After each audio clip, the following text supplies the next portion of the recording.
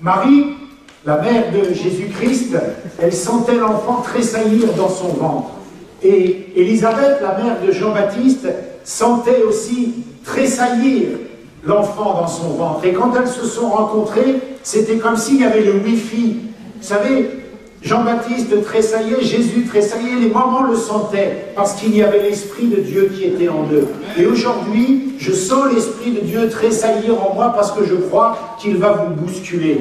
Je crois que vous allez être un petit peu dérangé, vous allez être un petit peu remué par la parole de Dieu, parce que le Seigneur a fait quelque chose de puissant. Et je crois que quand l'Esprit de Dieu est à l'œuvre, eh bien, il se passe des choses énormes. Alors, si vous croyez vraiment que Dieu est là, célébrez-le.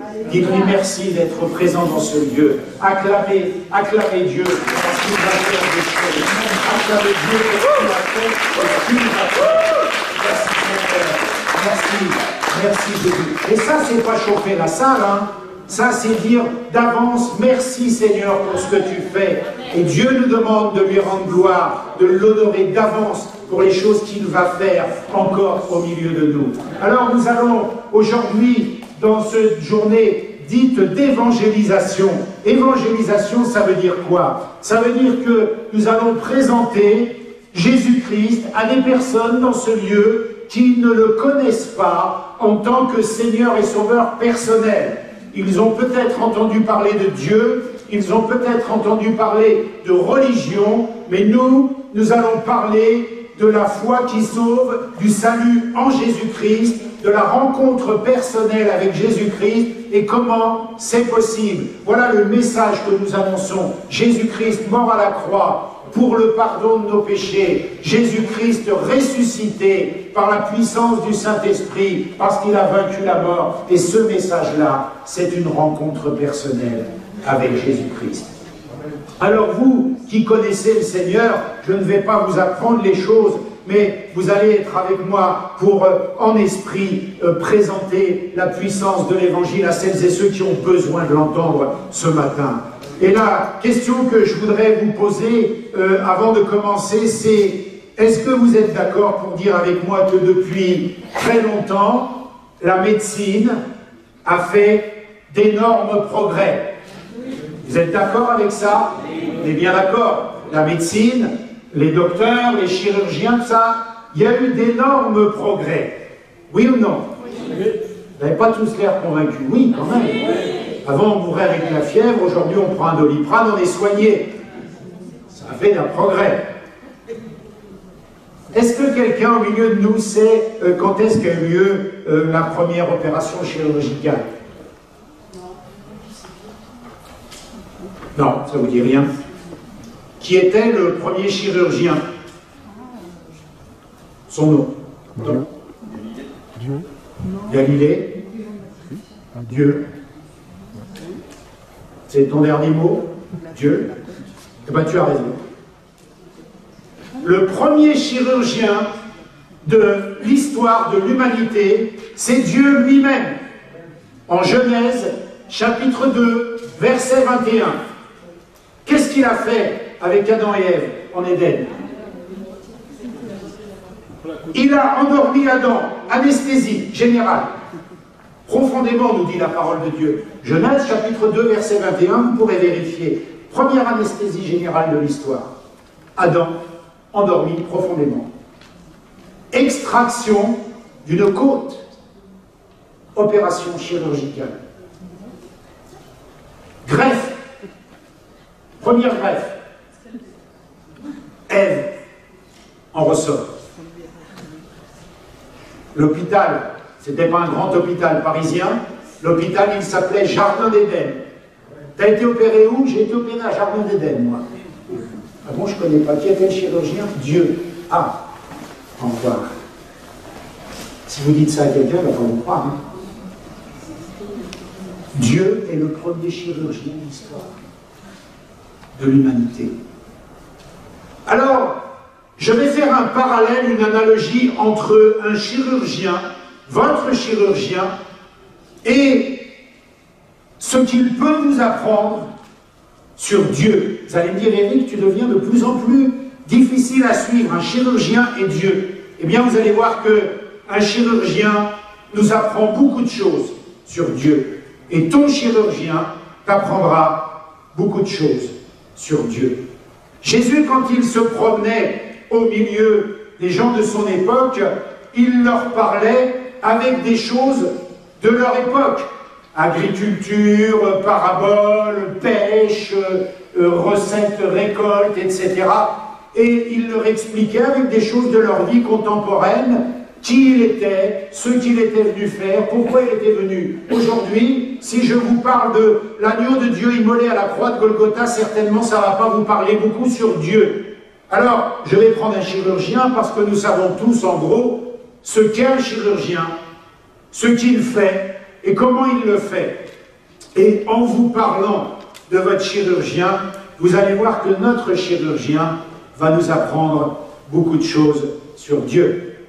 Premièrement, qu'est-ce qu'on peut tirer de cette comparaison, de cette analogie? Eh bien, un chirurgien, c'est quelqu'un qui nous enlève le mal que nous avons, qui nous enlève un mal.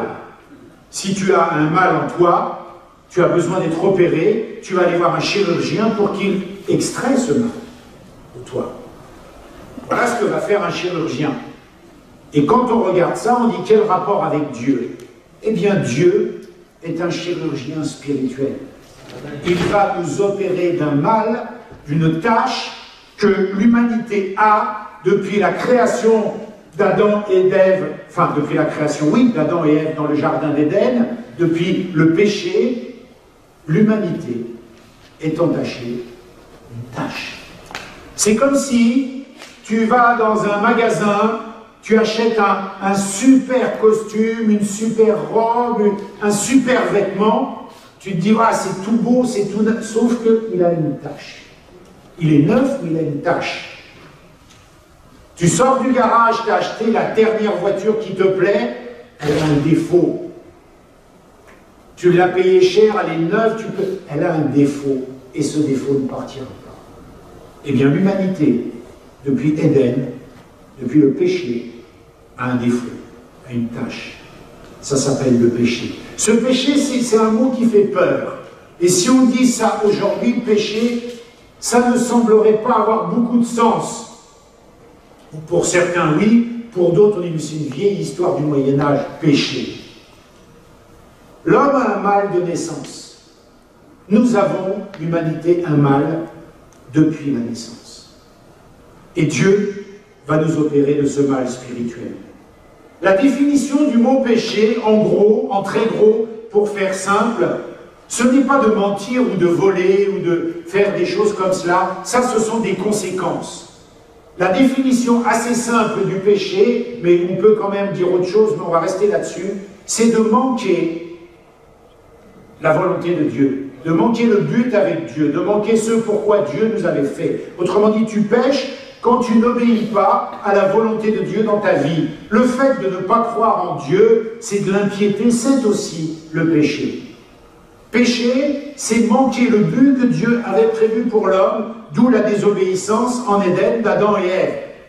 Mais là, ça serait compliqué si on commençait à parler de ça. Retenez simplement que Dieu dit que l'humanité a une tache sur son costume de naissance, et il appelle ça le péché.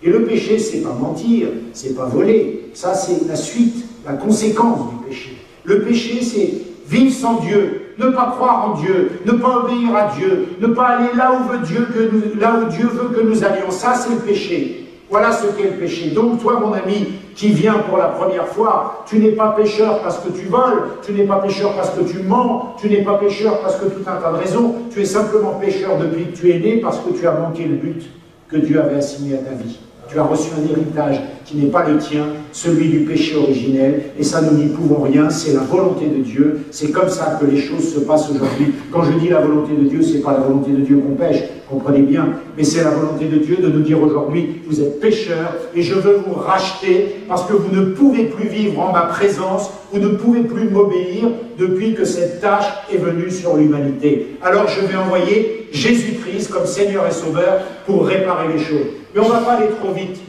On a un chirurgien qui nous opère et Dieu nous opère.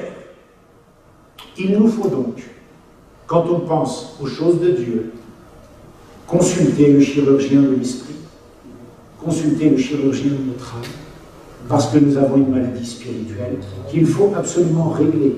Cette maladie spirituelle, elle ne porte pas le nom de cancer, elle ne porte pas le nom de tuberculose, elle ne porte pas le nom de quoi que ce soit, elle porte le nom de péché.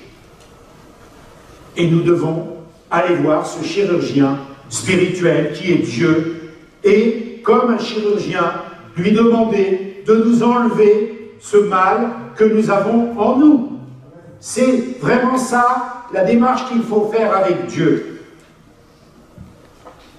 L'analogie entre un chirurgien et Dieu va se poursuivre, parce qu'un chirurgien, nous allons donc le voir quand nous avons un mal, bien évidemment. Normalement, le chirurgien nous soigne et nous guérit, mais pas tout le temps. Il y a des opérations qui ratent, il y a des chirurgiens qui ne peuvent pas régler le problème que nous avons, même s'ils essaient. Et ça ne marche pas tout le temps. Et ça, je dirais, c'est pas le cas de Dieu. Chaque fois que Dieu va opérer un homme, ou va opérer une femme de ce mal spirituel qui est en nous depuis le jardin d'Éden, ça marchera toujours. 100% de réussite. Zéro échec. Zéro échec. Parce que Dieu a une solution divine à cette maladie. Parce que ce péché, cette maladie spirituelle que nous avons, aura des conséquences sur notre corps, sur notre âme et sur notre esprit. Quand je dis sur notre corps, la Bible nous enseigne que le fait d'être pécheur, que le fait de commettre des péchés, eh bien, provoque des maladies physiques. Parce qu'elle donne des portes d'entrée au diable dans nos vies, et le diable peut agir pour nous tenir courbés, pour nous tenir liés, pour nous tenir enchaînés, et ça, ce sont des maladies. On voit dans la parole de Dieu Jésus-Christ qui s'approche de gens qui sont courbés et pour lesquels il prie instantanément, et il les libère du péché qu'ils ont, et les personnes sont guéries, parce qu'elles sont tenues par le diable. Le péché, contracté en Éden par l'humanité, a des conséquences physiques aussi. Ce n'est pas que des conséquences sur l'âme, c'est des conséquences physiques. On voit aujourd'hui des conséquences du péché dans les corps, dans les vies, des gens qui sont torturés mentalement, des gens qui sont liés physiquement par des puissances occultes. Nous avons parlé d'Halloween. Vous vous rendez compte de ces puissances d'esprit qui viennent agir dans la vie de ce monde. Et des gens communient avec eux, parlent avec eux, vouent un culte à ces divinités obscures. Parce que je vous rappelle que si Dieu existe, le diable existe aussi. Alors on continue. Il y a un remède. Le remède que Dieu, le chirurgien Dieu donne au péché, s'appelle Jésus-Christ. La Bible nous dit que Dieu nous a tellement aimés, Dieu a tant aimé le monde, qu'il a donné son Fils unique, Jésus-Christ, afin que quiconque croit en lui ne périsse point, et qu'il ait la vie éternelle. Ça veut dire quoi? Ça veut dire que l'humanité a une maladie spirituelle. Ça veut dire que Dieu va nous opérer. Et ça veut dire que le médicament que Dieu donne à cette maladie, pour cette maladie, s'appelle Jésus-Christ, son Fils. Dieu le dit clairement dans sa parole. Puisque l'humanité est malade, puisque l'humanité souffre d'un problème qui s'appelle le péché, puisque l'humanité souffre d'un problème qui s'appelle l'impiété, la désobéissance, je donne le remède. Jésus-Christ, mon Fils. C'est comme si tu vas voir un médecin à l'hôpital, tu dis voilà, j'ai telle maladie, il faut que tu m'opères, il va t'opérer, il va te dire prends tel médicament pour te soigner. Dieu te dit si tu veux te soigner du péché, mais définitivement, le remède s'appelle Jésus-Christ. Il n'y en a pas d'autre. C'est le remède qu'il donne à l'humanité pour être libéré de ce péché. Et la Bible nous dit que Jésus-Christ vient sur cette terre en tant qu'homme il quitte sa condition glorieuse et il descend sur terre en tant qu'homme et il vient guérir les corps, les âmes et les esprits. Total.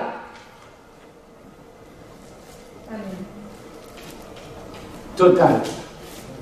Si tu souffres aujourd'hui dans ton âme, si tu souffres aujourd'hui dans ton corps, si tu souffres dans ton esprit, le remède donné par Dieu pour cela, c'est Jésus-Christ. Il n'y en a pas d'autre. Dieu a dit que les choses seraient comme ça au travers de son Fils, Jésus-Christ. Et pour poursuivre l'analogie avec le chirurgien, l'opération, il a donné le médicament qui s'appelle Jésus-Christ, n'est-ce pas? Pardonnez-moi la comparaison, c'est pour qu'on mette ça en relief dans ce monde-là. Eh bien, l'opération au travers de laquelle Dieu va soigner l'humanité du péché, s'appelle la croix de Golgotha, s'appelle le calvaire, là où Christ est mort sur la croix. C'est là qu'il a été opéré, le Seigneur Jésus-Christ. Il est mort sur la croix. Et cette opération-là, elle a duré un certain temps, un certain nombre d'heures, et je dirais que 3 jours après, Christ est ressuscité. Ça veut dire que la convalescence de cette opération, elle a duré 3 jours. 3 jours après, eh bien, la période de convalescence s'est écoulée, et Christ est ressuscité. L'opération a eu lieu à Golgotha. Le mal de l'humanité a été enlevé à Golgotha, à la croix du calvaire. C'est là qu'il y a eu la table d'opération chirurgicale voulue par Dieu. C'est comme si le Seigneur Jésus-Christ s'était fait opérer du mal de l'humanité pour que nous, on n'en souffre plus. Et comme il s'est fait opérer de ce mal, il a souffert des heures et des heures d'agonie. Les gens se sont moqués de lui. Ah, mais on l'a lu tout à l'heure, si tu étais Dieu, tu pourrais bien arrêter ce calvaire que tu vis. Et Jésus dit non, pas possible. Jésus s'approche de Dieu dans sa prière et dit, Père, que cette coupe s'éloigne de moi, parce qu'il sait ce qu'il va souffrir à la croix. Mais il revient une deuxième fois, il dit, toutefois, non pas ma volonté, mais ta volonté. Parce que si jamais il avait été exaucé, la Bible nous dit qu'il a été exaucé. L'humanité n'aurait pas pu être sauvée. L'humanité n'aurait pas pu être sauvée. Donc il a dit, toutefois, non pas ce que je te demande, mais ta volonté. C'est-à-dire que Christ a dit, je dois subir cela pour que l'humanité soit libérée. Il n'y a pas moyen de m'en sortir, il n'y a pas d'échappatoire. Alors il a accepté de mourir sur la croix pour cela. Et la croix, c'est une table d'opération où il a été opéré des heures et des heures de souffrance. Il a été meurtri, il a été insulté, il a été critiqué, tout a eu lieu sur la croix. On a déchiré son corps, on lui a craché dessus, son sang a coulé. C'est vraiment une opération, mais là, il n'y avait pas d'anesthésie générale, il n'y avait rien, ça a duré des heures. Et il est mort. Les gens disent, ah, l'opération a raté, il est mort. La convalescence a duré 3 jours. Et il est ressuscité. Voilà comment Dieu opère l'humanité. Jésus va vaincre la mort et ressusciter d'entre nous. Ça, c'était le deuxième point commun entre un chirurgien et Dieu. Le troisième point commun que l'on va voir avec un chirurgien et Dieu. Je ne sais pas si vous avez remarqué, mais quand on a été opéré par un chirurgien, on l'oublie très vite. Alors qu'on profite tous les jours des bienfaits de l'opération qu'il nous a fait, n'est-ce pas? Moi-même, j'ai été opéré par exemple de la hanche, et avant je ne pouvais pas marcher, maintenant je peux. Je ne pense pas à mon chirurgien du tout. Hein. Il a fait son boulot, le gars. Hein. Mais moi, tous les jours, je jouis de cette intervention réussie de sa part. Je pourrais au moins avoir une petite pensée tous les jours pour lui quand même. Cet homme, il n'a pas fait que son boulot, il m'a soigné. Je pourrais lui envoyer une carte de vœux au Nouvel An. Je pourrais lui envoyer un petit coup de fil. « Hey, salut, tu te rappelles de moi? Comment tu vas? Je suis vraiment reconnaissant, tu m'as soigné et grâce à toi, je peux marcher. » Vous voyez l'analogie entre un chirurgien et Dieu? Eh bien, Dieu, c'est pareil.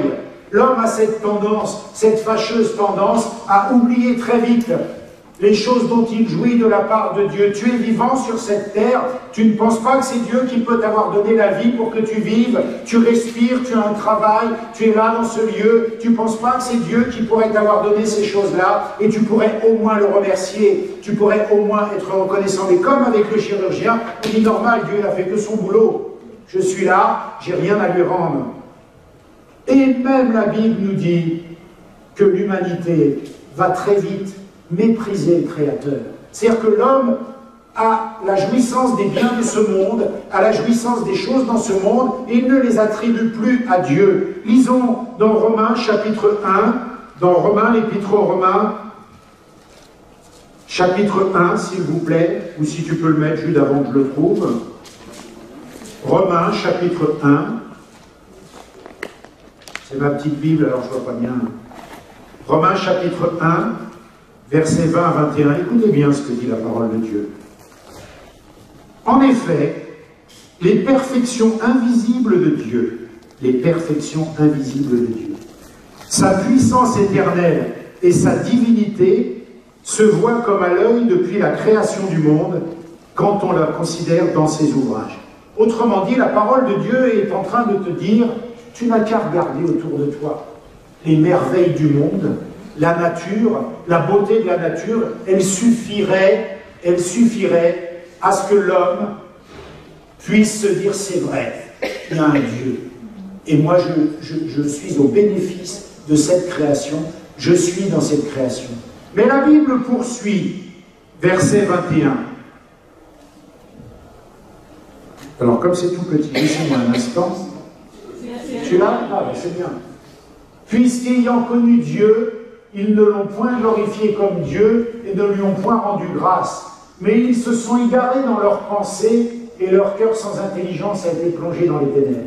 La Bible est en train de te dire, mon ami, si tu considérais la création qui au départ était faite pour révéler Dieu, ça suffirait à ce que tu te dises, Dieu existe, c'est pas possible, il y a quelque chose, quelqu'un qui a créé tout cela. Mais la Bible dit, ils n'en ont même pas tenu compte. Et peut-être même toi, dans ta vie, tu considères rien de tout ça. Tout ce que tu vois, tout ce que tu vis, ça ne t'amène pas dans une réflexion de te dire que Dieu est le créateur de toute cette beauté. Et la Bible dit, vous auriez déjà dû connaître Dieu rien qu'en regardant la nature. C'était une façon dont Dieu avait choisi de se révéler à l'humanité, et vous n'en tenez pas compte. C'est comme ce chirurgien qui t'a opéré, qui te fait jouir de pas mal de choses parce que grâce à lui, eh bien, t'es bien, et tu l'oublies. Totalement. Voilà le rapport entre Dieu et le chirurgien. Le chirurgien, c'est un gars qu'on oublie très vite, comme Dieu. Comme Dieu, on l'oublie très vite. Et le cœur de l'homme est ingrat. Dans l'évangile de Luc, au chapitre 17, versets 12 à 19, la Bible nous dit que 10 lépreux viennent voir Jésus-Christ, 10. Il les guérit. Et il leur dit, allez voir votre sacrificateur, parce que vous devez faire cela. Et la Bible nous dit que sur les 10, il n'y en a qu'un seul qui est revenu vers Jésus-Christ pour lui dire merci. Peut-être Dieu va te guérir aujourd'hui là, si tu es souffrant. Il va le faire. Parce qu'il l'a promis, parce qu'il l'a dit, parce qu'il peut le faire. Et peut-être tu vas repartir de ce lieu en disant « Oui, il m'a guéri, gloire à Dieu, super !» Est-ce que tu feras partie des 9 qui ne sont pas revenus dire merci à Dieu? 10%, 1 sur 10 est revenu. Dans l'église où j'étais avant, je vous l'ai raconté. On m'a raconté cette histoire, et je la crois, puisque 2 pasteurs me l'ont confirmé. Une dame, en fauteuil roulant, vient à l'imposition des mains. Elle est guérie, délivrée, elle jette son fauteuil. Gloire à Dieu, il est puissant, il l'a guérie. Et quelques temps après, il la revoit dans son fauteuil. Pourquoi ? Parce qu'elle s'est rendue compte qu'elle ne pouvait plus toucher les allocations d'infirmité en ayant quitté son fauteuil. Elle a regretté sa guérison. Elle est retournée dans son fauteuil. Comme l'ingratitude face aux choses de Dieu. Elle faisait partie des 9 lépreux qui ne sont pas revenus dire merci à Dieu. La Bible ne nous dit pas ce qu'ils sont devenus. Et ça peut être ton cas aujourd'hui. Tu as peut-être commencé des fois une démarche avec Dieu. Et Dieu t'a répondu. Puis tu as oublié. C'est bon. Il a fait que ce qu'il avait à faire. Tu as un boulot. Tu n'es pas mourant. Tu as des problèmes peut-être, mais Dieu t'a béni. Tu as vécu une expérience avec Dieu. Tu sais que quelque part, il a répondu à ta prière. On l'oublie. L'ingratitude, ça c'est le point commun entre Dieu et le chirurgien. Le chirurgien, on l'oublie tout le temps. Il y a certains, ils se rappelleront du nom du chirurgien quand même qui a opéré parce que t'es brillant, parce que... mais on ne l'appelle pas tous les ans pour lui dire merci. Moi, je l'ai fait quand même, pendant quelques temps, avec celui qui m'a aidé à sortir de la drogue. Mais avec le temps, j'ai été ingrat, j'ai oublié. Dieu va te parler aujourd'hui. Dieu va te bénir aujourd'hui. Est-ce que tu vas oublier? Est-ce que tu vas, malgré tout ce qu'il a fait, être au rang des ingrats, des gens pas reconnaissants? Et là, ça peut toucher les croyants, pas que des gens qui ne connaissent pas Dieu. On avance. 4e point commun entre un chirurgien, ça va, vous êtes toujours avec moi dans l'analogie? Ouais. Entre un chirurgien et Dieu. Eh bien, un chirurgien, c'est quelqu'un qu'on n'aime pas aller voir. Parce qu'on va toujours le voir quand ça va mal. Vous êtes d'accord? Quand ça va bien, le gars, on ne le connaît même pas, on ne lui parle pas. On ne cherche pas à le rencontrer, on est bien. On ne va pas aller lui dire merci d'avance pour une opération qu'il nous ferait si on était malade. Dieu, c'est pareil. On n'aime pas trop Dieu, on va le voir quand ça va mal. Ah là, quand les problèmes sont multipliés, quand les fardeaux sont énormes, quand la vie est lourde, on dit « Ah, mais si, il y avait un Dieu. Si Dieu pouvait m'aider, là, j'ai trop de problèmes. » Et là, aujourd'hui, bizarrement, parce que tu es noyé sous les problèmes, tu penses à Dieu. « Ah, je suis malade, il faut que je trouve un chirurgien. » Ah oui, tu as une maladie, mais tu as une autre maladie. Tu as d'autres problèmes, il faut que tu trouves le chirurgien de l'âme. Il faut que tu ailles te faire opérer toi aussi à la croix de Golgotha. Il faut que tu ailles rejoindre Jésus-Christ dans son sacrifice. Il faut que tu sois au bénéfice de sa résurrection. Ça, c'est important. Toi aussi. Et tu ne dois pas te comporter comme ces gens qui se comportent en disant « Oh là là, oh oui, bah, faut que j'aille voir un médecin, je suis malade. Oh là là, faut que j'aille à Dieu, je ne suis pas bien. » C'est vrai que Dieu a dit « Je suis venu », Jésus-Christ a dit « Je suis venu pour guérir les malades ». Mais on a une fâcheuse tendance à penser aux choses de Dieu que quand on n'est pas bien. C'est très rare de penser à Dieu quand on va bien. Et puis un jour, on a des problèmes. On se dit, mais qu'est-ce que Dieu fait s'il existait? Pourquoi il ne s'occupe pas de moi? Est-ce que tu t'es occupé de lui, toi, pour te guérir? Pourquoi s'occuperait-il de toi maintenant que tu ne vas pas bien? Malgré cela, il le fait. Malgré cela, il envoie Jésus-Christ, son Fils, pour te sortir du fossé dans lequel tu es, pour te sortir des chaînes dans lesquelles tu es tenu. Malgré cela, malgré notre ingratitude, il le fait. Lui, il vient mourir d'avance pour toi, avant que tu lui aies dit merci, avant que tu l'aies reconnu comme Seigneur et Sauveur. Il dit, ok, je viens d'avance, parce que je sais qu'un jour tu auras besoin de moi. Et je sais même qu'en venant d'avance, un jour tu me relieras. Mais tant pis, je viens. Je fais le pas. Voilà ce que dit Dieu. Pose-toi la question, mon ami, aujourd'hui. Tu es là pour toi. Que fais-tu dans ce livre? Pour voir? T'as amené de force? T'as un problème? Pourquoi tu es là? Réfléchis un instant. Quelle est la raison de ta présence là?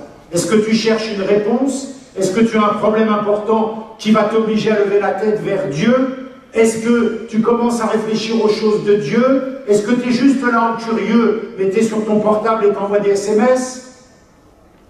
Personne ne le fait, hein, Pourquoi on est là? Quelle est la raison qui fait que tu sois ici? Quelle est la raison? Pour toi, je ne peux pas répondre à ta place, toi seul le sais. Mais la raison qui fait que tu es ici pour Dieu, c'est qu'il t'a donné un rendez-vous aujourd'hui. Ça, c'est la raison pour Dieu. Tu es là parce que lui a à te parler. Tu es là parce qu'il t'a fixé rendez-vous. Tu es là parce qu'il veut se manifester à toi. Voilà la raison pour laquelle Dieu veut que tu sois là. Mais toi, tu n'es peut-être pas dans ce lieu-là pour la même raison que Dieu veut. Vous avez compris? Avec les mains, c'est facile. Pour Dieu, c'est simple. Il t'a convoqué. Il a une chose à te dire. Il t'a convoqué. Il a une chose à te dire. Et il faut que la raison pour laquelle tu es là et la volonté de Dieu de te parler s'alignent à un moment donné. Dieu veut te parler sur quelque chose. Dieu veut te dire quelque chose. Et il faut que tu mettes en phase la raison de ta présence avec la volonté de Dieu de te parler. Mon ami, là, il faut que tu t'interroges et que tu te dises maintenant, qu'est-ce que Dieu veut pour moi? Qu'est-ce qu'il a à me dire? Comment je vais entendre sa voix? Comment je peux correspondre avec lui? Comment je peux communiquer avec lui? Voilà ce qu'il faut se dire. Tu as un rendez-vous avec Dieu. Est-ce que vous êtes conscient que rien ne se fait au hasard? Que Dieu est au contrôle de toutes les choses providentielles. Tu es dans ce lieu parce que Dieu veut te parler. Et qu'il est maintenant temps pour toi de commencer à t'aligner avec la raison pour laquelle tu es là et ce que Dieu pourrait vouloir te dire. Il va falloir que cet alignement se produise. Ce n'est pas l'alignement des planètes, c'est l'alignement de ta volonté et l'alignement de la volonté de Dieu. Ça, c'est important. Et tu dois maintenant y réfléchir. Parce qu'à la fin de ce message, on va te proposer de rencontrer Dieu. On va te proposer d'accepter Jésus-Christ comme Seigneur et Sauveur. Et il faut que tu sois capable de dire « Oui, je veux »,« Non, je ne veux pas ». Il faut que tu sois capable de te prononcer en connaissance de cause, parce que l'Évangile t'aura été proclamé, parce que tu sauras ce que Dieu veut pour ta vie. Cinquième point. Cinquième ressemblance entre ton chirurgien et Dieu, c'est que généralement un chirurgien, quand on cherche après un chirurgien, on en cherche un de confiance. Croyez-moi. Un gars plutôt connu, qui n'a pas trop un CV négatif, qui n'a pas fait trop de bêtises. On veut un chirurgien de confiance. Vous êtes d'accord? On ne va pas aller se faire opérer par n'importe qui. Si on te dit, lui, c'est un charlatan, il a raté 14 opérations, tu ne vas pas aller le voir. On en veut un bon. Un qui assure. Un qui va me soigner. Alors comment on trouve un bon chirurgien? Dans tous ces chirurgiens, il y en a plein des chirurgiens, il y en a qui ont des dépassements d'honoraires mais qui pensent qu'à l'argent, il y en a plein. Comment on fait le tri là-dedans? Et Dieu, c'est pareil. Toutes ces religions-là, comment on fait le tri dans les religions? Comment ça se passe? Il y a la philosophie, il y a l'ésotérisme, il y a les musulmans, il y a les bouddhistes, il y a les portugais, je dis n'importe quoi. Vous voyez, il y a plein de trucs, plein de propositions qui sont faites à l'humanité. Oui, la voie du salut, elle est par là. Oui, non, laisse tomber, la voie du salut, elle est par là. Dieu, il dit ça, et toi, il dit ça, et c'est comme ça, et c'est comme ça. On est perdu. Comment on trouve le bon, le véritable Dieu dans toutes ces propositions de Dieu? Vous voyez, on vient de fêter, enfin, pas on, j'y étais pas. Le monde vient de fêter Halloween. C'est une forme de proposition. Après tout, le chemin, c'est peut-être l'étoile d'araignée, les têtes de mort, les sorcières, les démons. C'est peut-être ça le chemin, puisqu'il y a plein de gens qui le fêtent. C'est peut-être ça. C'est peut-être de vouer un culte au diable, le bon chemin. Toutes les propositions. Il y a des gens aujourd'hui qui se réunissent dans des temples sataniques. Satan est leur Dieu. C'est ouvert, c'est créé, c'est vrai. Chacun, il va là où il veut aller. Alors comment on fait le tri? Comment on se dit, c'est la vérité?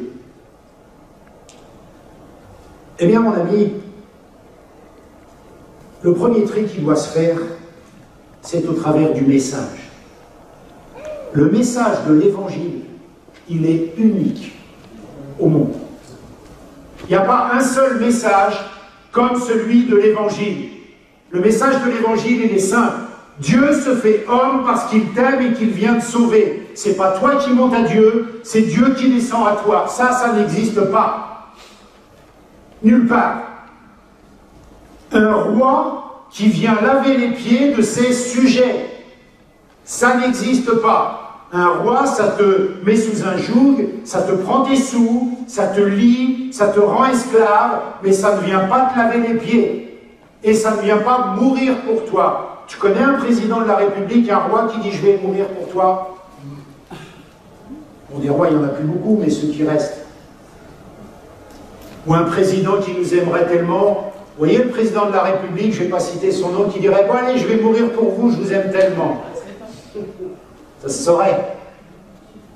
Et bien là, le Dieu de la création vient sur terre et dit, mon message, il est unique. Tu n'entendras jamais ce message ailleurs. Tu n'entendras jamais dans une autre proposition de religion ce message-là. Je t'aime et je viens mourir pour toi parce que tu as une maladie grave qui va t'envoyer à la mort, qui va t'envoyer en enfer. Il faut que tu sois opéré de cette maladie. Et je t'aime tellement que je viens. On fait le choix, on fait le tri par le message. Mais il n'y a pas que le message, encore plus fort. Dieu dit, ce que je te dis là, tu n'es pas obligé de me croire, viens le vivre, viens l'expérimenter, viens vérifier. Thomas, tu ne crois pas, viens mettre ton doigt dans mon côté pour bien vérifier que j'ai été percé. Tu es un incrédule, tu ne veux pas croire, tu es sceptique, tu doutes. Viens et vois. Quelle audace. T'en connais, toi, des religions qui te disent viens et vois? Viens et expérimente ça. Je suis le Dieu du ciel qui vient mourir pour toi et je te propose de l'expérimenter. Je te propose de le vivre. C'est comme ça qu'on fait le tri, par le message, par l'expérience. Et comment on fait le tri? Avec le bouche à oreille. N'est-ce pas? Quand on cherche un bon chirurgien, on en entend parler d'un bon, oh lui, il a fait des choses, il est balèze, il opère bien, c'est le bouche à oreille. Eh bien là, c'est quoi ce qu'on est en train de faire? C'est du bouche à oreille. Eh oh, j'ai rencontré Dieu, je vous le dis, venez expérimenter. Il est excellent comme chirurgien. Il a changé ma vie. Lui, et puis c'est gratuit. Venez expérimenter ce chirurgien, il est top. C'est ça ce qu'on est en train de faire là, c'est du bouche à oreille. Pour la majorité d'entre nous, on a expérimenté Dieu, alors on vous le dit, on vous l'annonce. C'est du bouche à oreille, comme pour un bon chirurgien. Va voir un tel, il est top, il opère bien, il a soigné ma grand-mère, il m'a guéri de mon pied, il m'a soigné le nez. Ah, il est bon, t'es sûr, je peux y aller? Ouais, vas-y. Puis quand tu y vas, tu vérifies. Ah oui, il est balèze, il m'a aussi opéré et tout. Vous voyez, ça c'est du bouche à oreille. Quelqu'un a essayé, il en a parlé, ça a marché. J'ai essayé Dieu, parce qu'on m'en avait parlé, et comme ça a marché, je vous en parle. C'est ça le témoignage. On est là pour ça. Pourquoi on est réunis aujourd'hui dans une réunion d'évangélisation? C'est pour annoncer le Dieu qui marche, et qui a marché avec nous. Alors comme il marche avec nous, on vous le conseille. On vous dit, allez-y, lui, ça marche bien. Contrairement à d'autres, lui, ça marche bien. Vous ne rencontrerez jamais quelqu'un qui a réellement rencontré Jésus-Christ vous dire que ça ne marche pas, allez voir ailleurs. Vous imaginez un croyant qui me dit, moi, je me suis converti à Jésus, je l'ai rencontré, hein, j'ai changé ma vie, j'étais convaincu de mon salut, allez voir ailleurs, ça ne marche pas. Ça n'existe pas. Ça n'existe pas. Je parle d'un vrai. Ça n'existe pas.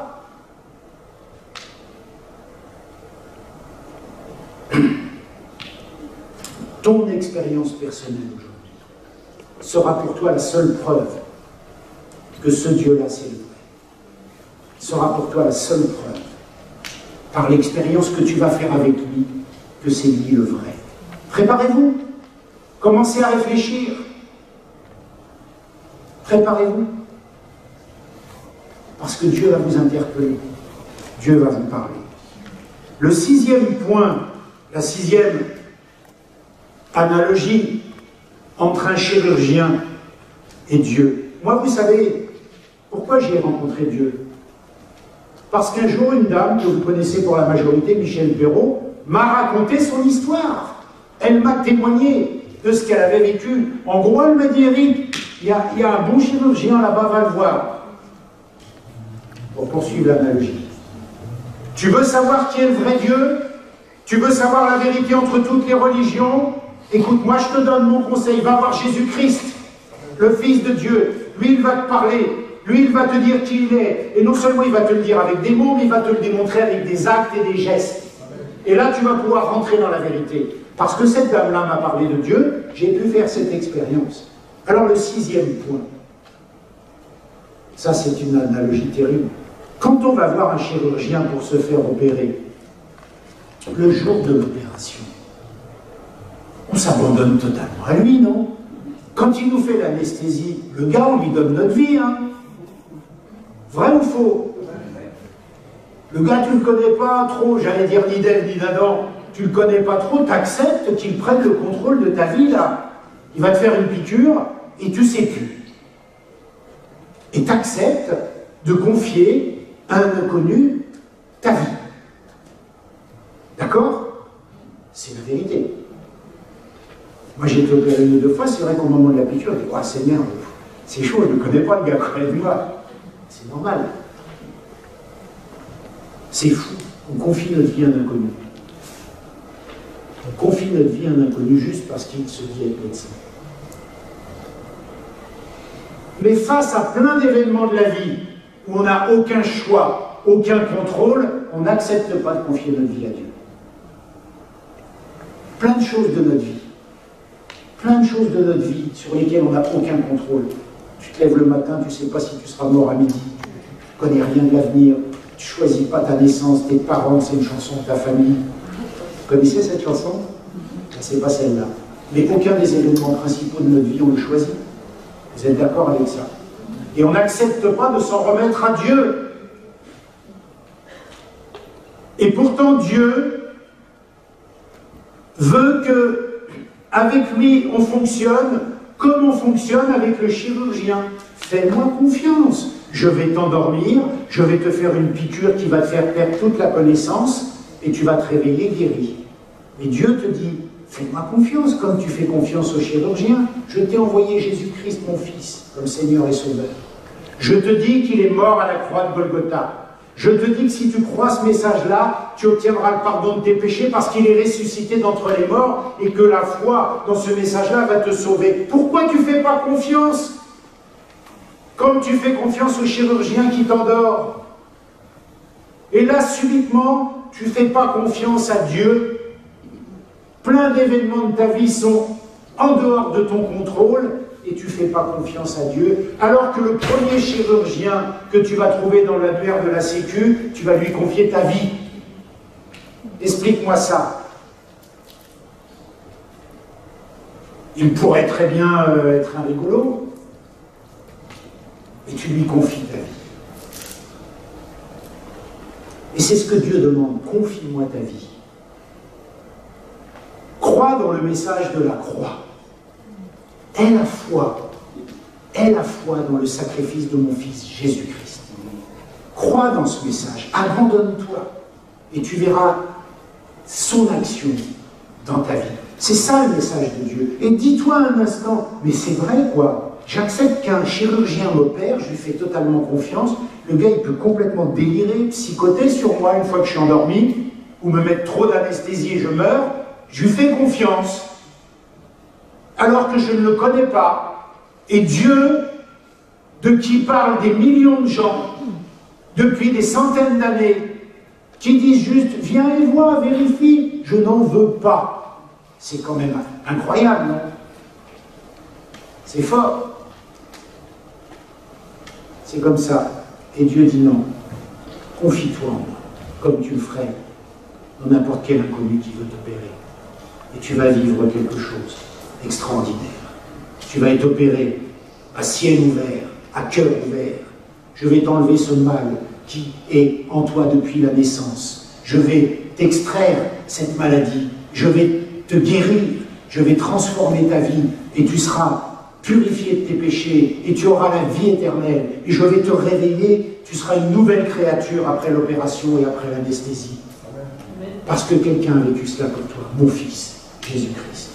Voilà ce que Dieu dit. 7e et dernière ressemblance. Vous avez remarqué qu'un chirurgien nous apprend beaucoup de choses sur Dieu quand même, hein? Vous êtes d'accord? 7e point.